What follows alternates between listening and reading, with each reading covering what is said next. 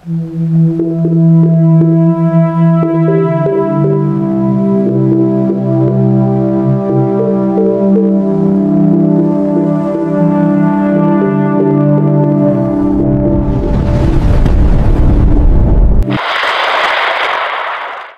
po ang pinakahuling ulat sa lagay ng panahon ngayong linggo, ika-7 ng Setyembre taong 2025. Ang tropical depression na ating minomonitor ay lumakas at isa ng ganap na tropical storm. Taglay nito ang lakas ng hanging umaabot sa 65 km per hour at may pagbugso na 80 km per hour. Kumikilos ito pakanluran hilagang kanluran sa bilis na 15 km per hour at huling namataan sa layong 603 km kanluran ng Lawag City, Ilocos Norte. Patuloy pa rin pong hinihila ng bagyo ang hanging habagat na nagdudulot ng maulap na kalangitan at kalat-kalat na pag-ulan sa kanlurang bahagi ng Luzon, partikular sa Pangasinan at Zambales dahil sa trap o extension ng bagyong Lani.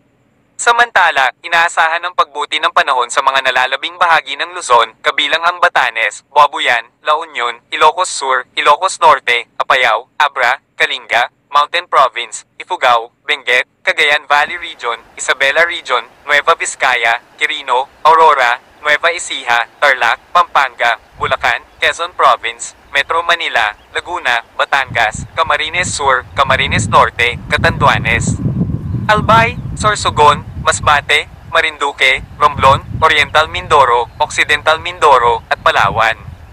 Asahan ng mainit na panahon sa umaga, ngunit may tsansa pa rin ng maulap na papawirin at kalat-kalat na pag-ulan dahil sa localized thunderstorm sa hapon at gabi.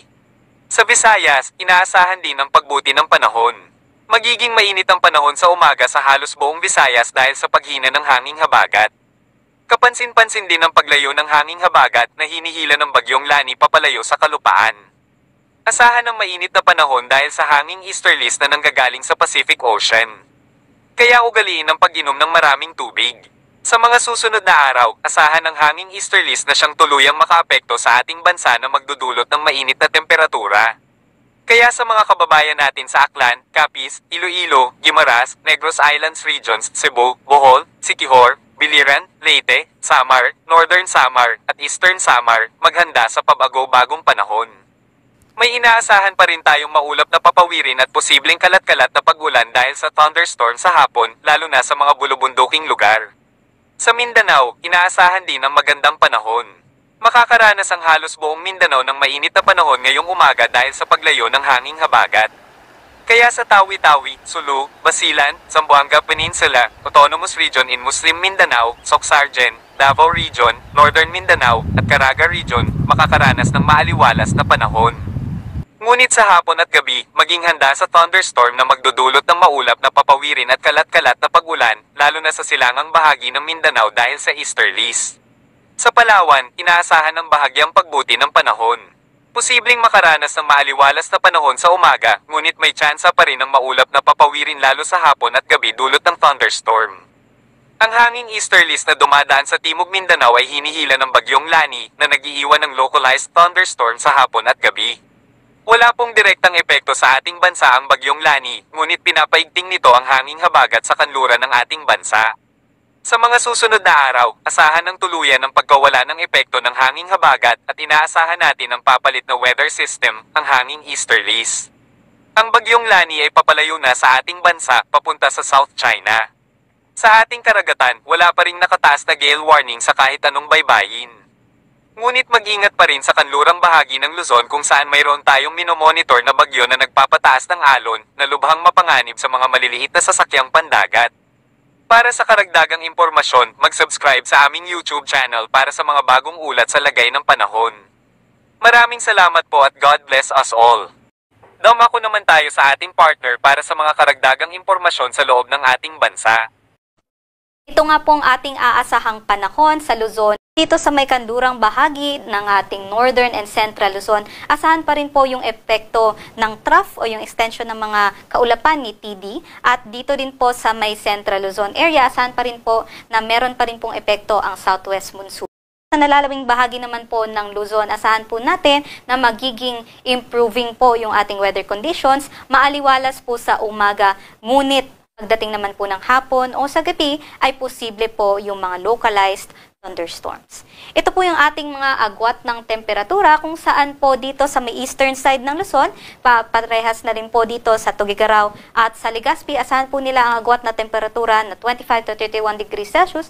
So medyo may kainitan po yung ating maximum temperature. Pero sa Metro Manila, asahan naman po natin ang agwat na temperatura na aabot sa 24 to 30 degrees Celsius. Dumako naman po tayo dito sa Palawan, Visayas at Mindanao kung saan humihina na nga po ang epekto nitong habagat dito po sa mga nabanggit na lugar. Kaya asahan natin ang good weather conditions liban na lamang sa mga localized thunderstorms pagdating ng hapon at gabi. At asahan po natin kung mainit po tayo sa umaga ay mataas po yung tsansa ng mga localized thunderstorms pagdating po ng hapon.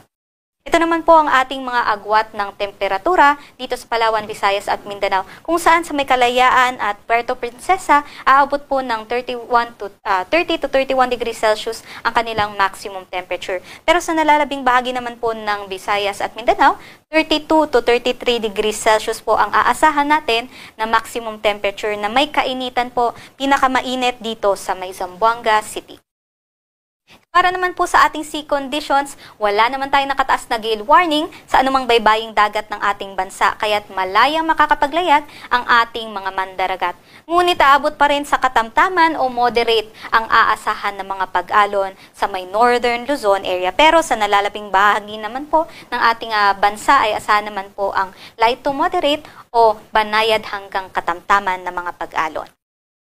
Ito naman po ang ating 3-day weather outlook dito naman po sa Luzon, Visayas at Mindanao sa Lunes hanggang sa Miyerkules kung saan dahil nga po hihilahin ng tropical depression palayo sa ating bansa yung southwest monsoon o habagat ay magkakaroon po tayo ng monsoon break next week. So magiging mainit po tayo at maalinsangan dahil ang dominante po na hangin na makakaapekto sa ating bansa ay yung hangin po na nanggagaling sa karagatang Pasipiko. So mainit at maalinsangan po yan, kaya mataas po yung tsansa ng mga localized thunderstorms. Dahil nga po kung mainit sa umaga, mas mataas din po yung tsansa na makabuo tayo ng mga kaulapan. Lalong-lalo na dahil moist po o may kabasaan ang mga ating ang hangin galing po sa karagatang Pasipiko.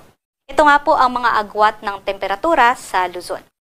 Para naman po sa Visayas, ganun din po tayo mainit at maalinsangan ng ating panahon, ngunit mataas yung tsansa ng localized thunderstorms sa hapon o sa gabi. Ito po yung ating mga agwat ng temperatura sa Visayas.